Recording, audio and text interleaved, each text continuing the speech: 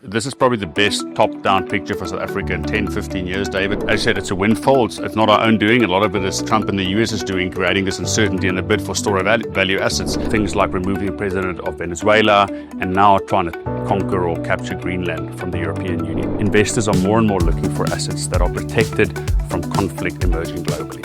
A lot of our inflation is driven by imported oil, which is now almost in deflation. The ports are looking better, and certainly Transnet is actually starting to turn around quite substantially. Both Transnet and Eskom are both very good signs and will continue to be positive over the next couple of years.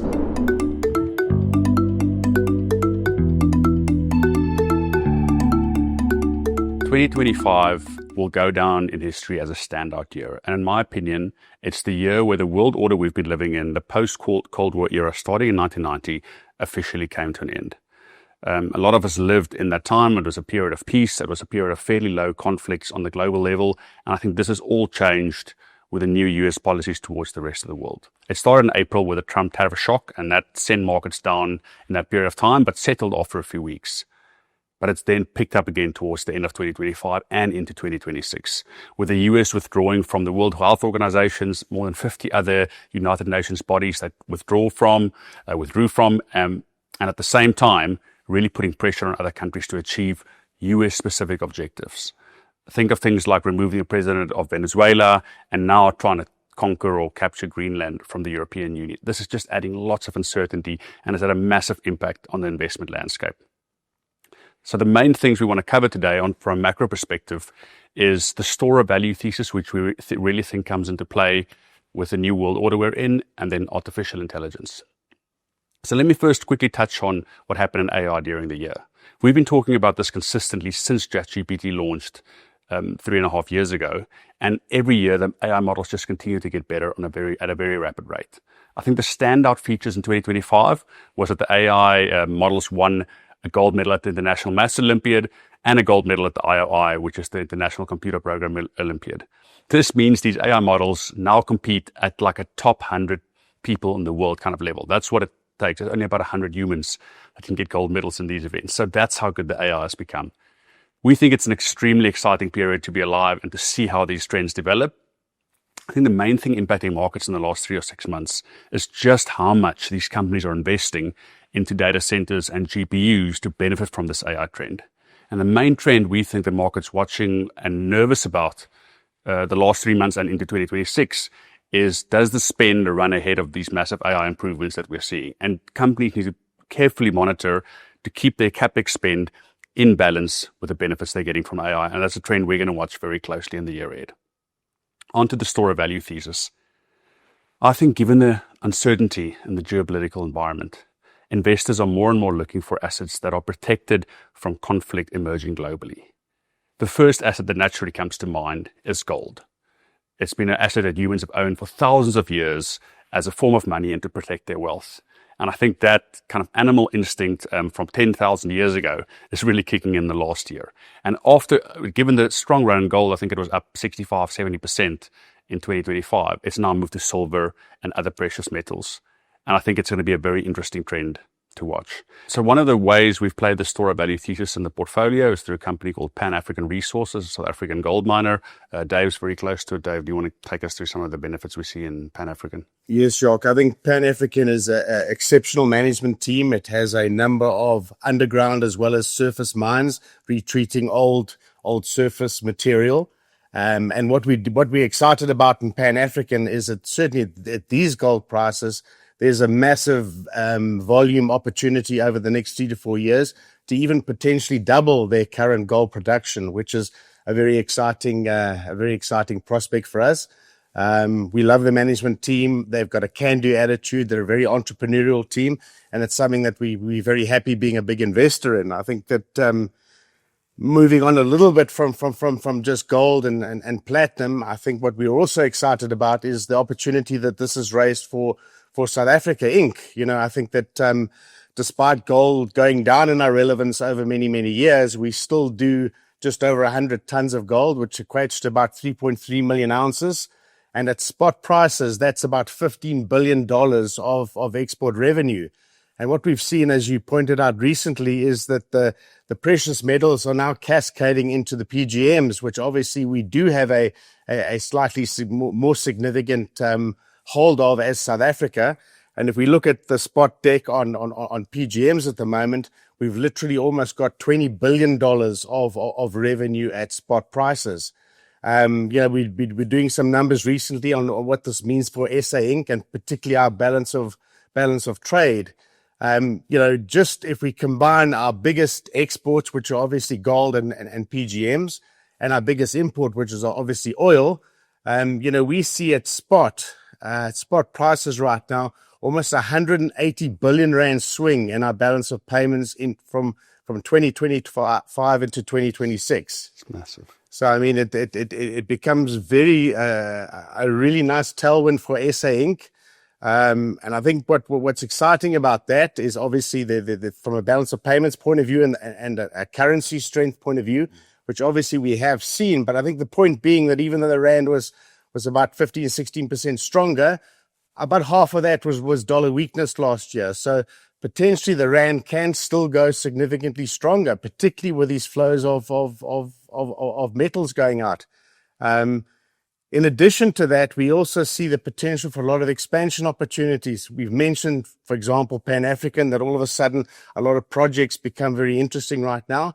And similarly with the PGM industry as well, that we could see significant investment back into the PGM industry off a relatively low base. And I think what we like about that is the secondary effects that could have for our economy. You're talking about construction companies, steel, cement, labor, and the sort of secondary benefits of that. So from an SA Inc. point of view, I must say we are feeling a lot more excited than we probably have been over the last few years. I mean, this is a bit of a windfall for us, but we'll take it with open arms. I mean, even from the fiscus perspective, we did a calculation that we would expect the platinum companies to pay an extra 60 billion rand in tax this year versus last year. Again, a nice, very significant windfall, and let's just hope the government uses it wisely. Yeah, I agree, Dave. I mean, we've been debating this a lot in the office, and our perspective, this is probably the best top-down picture for South Africa in 10, 15 years, David. Like, it really, as you said, it's a windfall. It's not our own doing. A lot of it is Trump and the US is doing, creating this uncertainty and the bid for store of value assets. But fortunately, South Africa is just so well positioned to benefit from this. So in the portfolio, what we've done is we have some direct store of value exposure in Pan-African and a few other gold and platinum mines. At the right kind of mix in the portfolio where the fund can handle the volatility and hopefully it enhances expected returns. And then at the same time, we've been upping our domestic SA exposure in anticipation of what we think will be an improving South African macro environment as the year progresses. We think in the next 3, 6 or 12 months, these top-down effects should start feeding through and we should start seeing the benefit in consumers' pockets and in company results. And certainly also the interest rate outlook, Jacques, with a stronger rand. Again, we're getting inflation down. A lot of our inflation is driven by imported oil, which is now almost in deflation. We've got food prices that are well under control at the moment. And we've seen a massive re-rating in our long government bonds, but that hasn't really filtered down as much as it should have into our short-term interest rates. We have had a 125 basis point cut over the last sort of 12 to 18 months, which already should start stimulating the environment. But we certainly think that consensus at the moment is for another 75 basis points this year, but potentially that could be another 125 basis points because, we literally are in deflation right now. We certainly think the Reserve Bank has been behind the curve on short-term interest rates and perhaps may even need to play some sort of catch-up there to try and get back onto that curve. We know that the Reserve Bank itself is a little bit worried about too strong a rand. So again, maybe that would be a tool that they may use. And again, once you've got 125 basis points with continued rate cuts, you do start getting that gearing effect. It really does start helping PCE and consumer spend. It does gear and it does take time, but once you get continued interest rate cuts, we would like to see that translate into better consumer confidence, better consumer spending, and I think more importantly, also more investment spending in this country. So potentially there's a lot of good things that seem to be happening to SA right now, and I think we have appropriately repositioned the portfolio a little bit more SA Inc. focused. A few more retailers, although we're aware that in the short term, perhaps the news flow won't be that supportive. we're looking at food producers.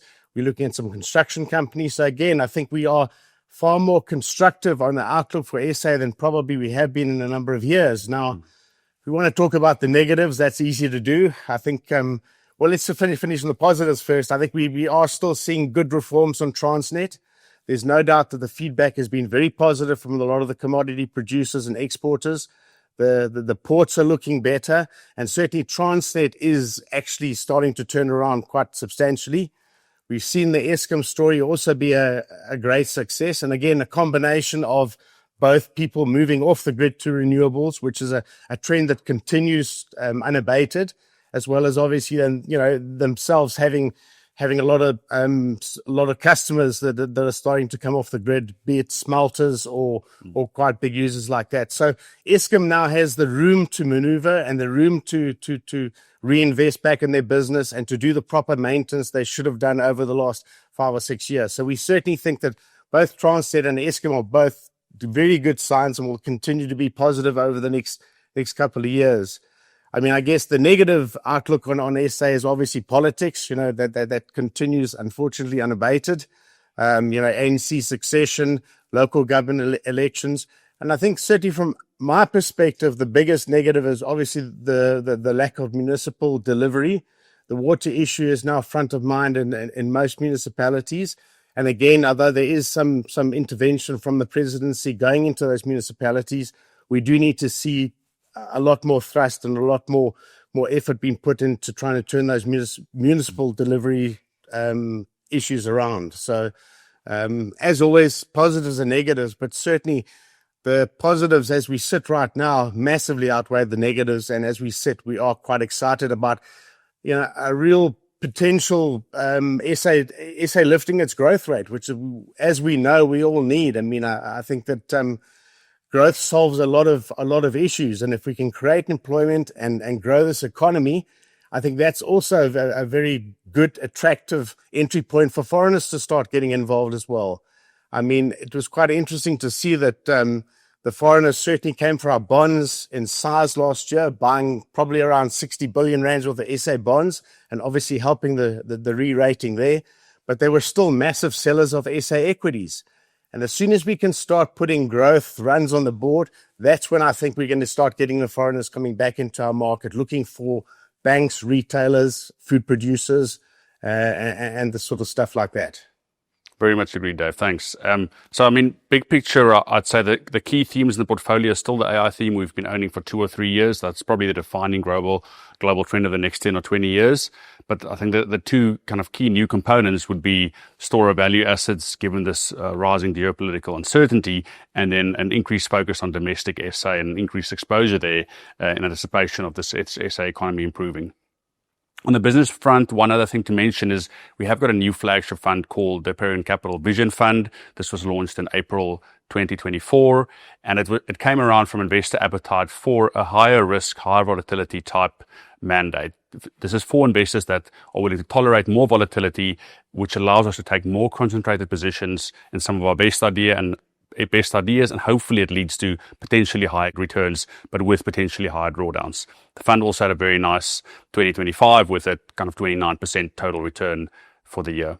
I think it's an incredibly exciting time to be managing money. There's just so many things happening on a global front. And fortunately, given what Dave spoke about SA, we really have a competition for ideas into the portfolio right now. We really have a large variety of opportunities to look at in each of these different themes, and then naturally stock-specific ideas like we always include in the portfolio. So I think we're really enjoying these markets. It's a great time to be managing money, and we'll be sure to stay on top of these trends and make sure the portfolio is positioned correctly for whatever the world may throw at us. All the best for 2026.